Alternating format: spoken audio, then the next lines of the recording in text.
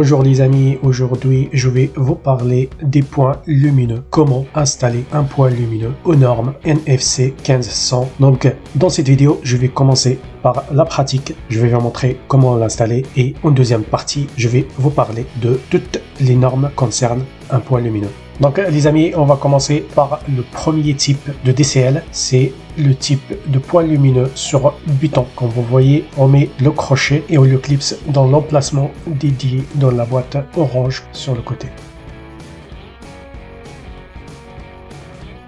Et on branche la DCL comme suit. C'est très simple. Donc le retour lampe sur L et la terre au milieu et le neutre à gauche. De toute façon, c'est marqué sur tout type de DCL ou des fois c'est coloré.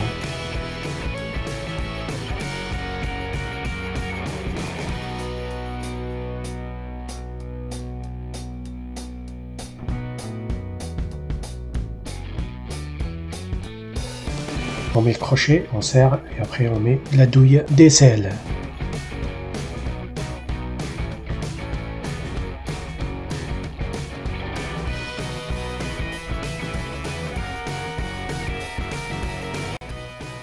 Et là les amis, on passe sur un deuxième type de DCL sur faux plafond en placo. C'est une boîte étanche pour avoir une bonne étanchéité. On perce avec une cloche de diamètre 68 mm.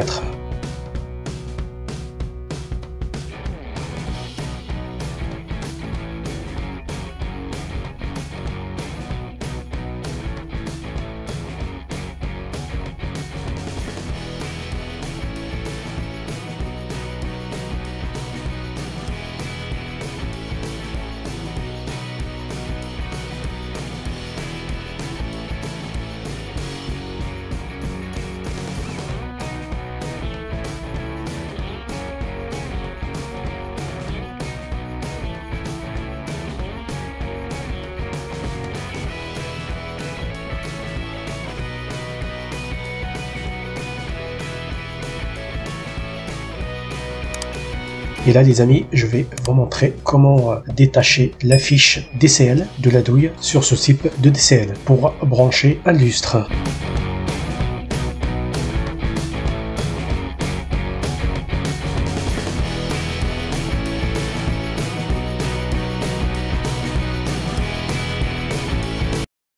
Les amis, on va parler des normes. La norme NFC 1500. Qu'est-ce qu'il dit pour les circuits lumière? Alors pour les circuits lumière, pour les quantités de circuits par logement. Alors on doit 2 circuits d'éclairage minimum par logement. Il y a une dérogation pour les studios et T1, un seul circuit. On doit aussi 2 protections pour les 2 circuits d'éclairage. Une protection pour chaque circuit d'éclairage par logement. Et sur un circuit d'éclairage, on file 1,5 mm², on doit 8 points d'éclairage maxi par circuit. Plafonnier, applique lampe, applique ou lampe branchée sur une prise commandée et protégée par un disjoncteur de 10 ou 16 ampères. Là les amis, on va parler des quantités de points d'éclairage par pièce. Combien de points d'éclairage qu'on doit par pièce? Pour le séjour, on doit 1 point de centre équipé DCL. Le séjour, on doit 1 point de centre équipé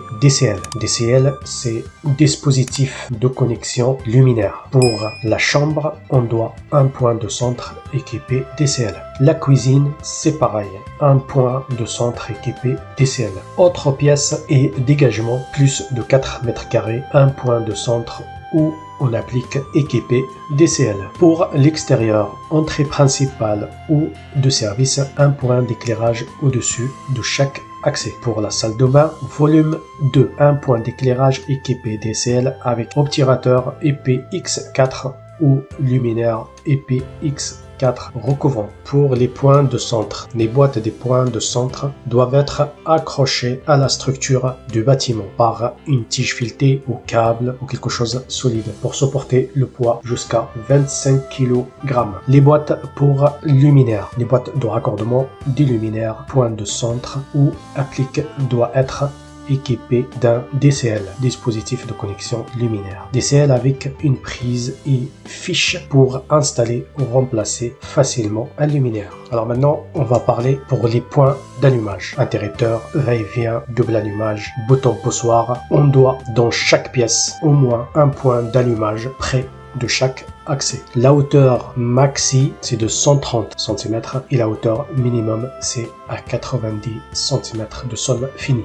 Et conseil, il faut tout le temps mettre les interrupteurs le plus proche possible de la porte pour gagner de l'espace. Moi je les mets à 10 cm de la porte, comme ça je libère le maximum de place pour mettre des meubles ou autres pour gagner de la place. À noter aussi les amis qu'une prise de courant commandée par un interrupteur est considérée comme un point d'éclairage. Elle fait partie du circuit lumière. Tous les circuits d'éclairage doivent comporter un conducteur de protection relié à la terre. Dans le neuf, la fixation à griffe dans les boîtes d'encastrement est interdite pour les interrupteurs comme pour les prises. Là, je vais vous montrer les volumes de protection déterminent la pose des circuits et des appareils électriques. Au-delà du volume 2, il n'y a pas de limitation. Seules les parois fixes et prennent jointifs au sol limitent ces volumes. Donc, si on parle pour une douche avec baignoire, pour mettre un éclairage classe 1, ça veut dire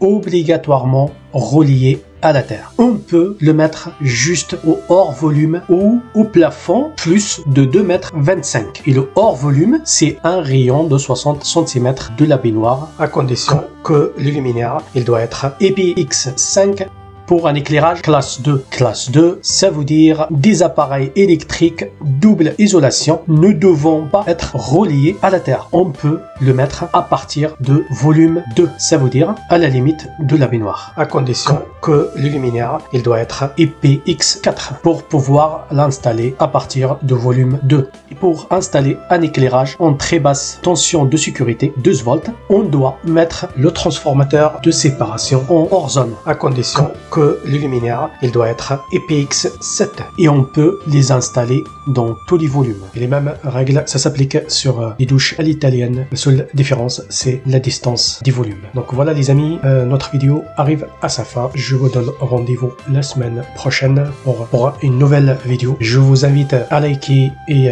s'abonner si vous avez aimé la vidéo. Je sais les amis, pour écouter les normes c'est ennuyeux, mais je vous assure que les normes dans l'électricité c'est très important. On ne peut pas faire une installation aux normes et validée par le consuel sans savoir toutes les normes concernant. Donc les amis, à la semaine prochaine. Ciao ciao.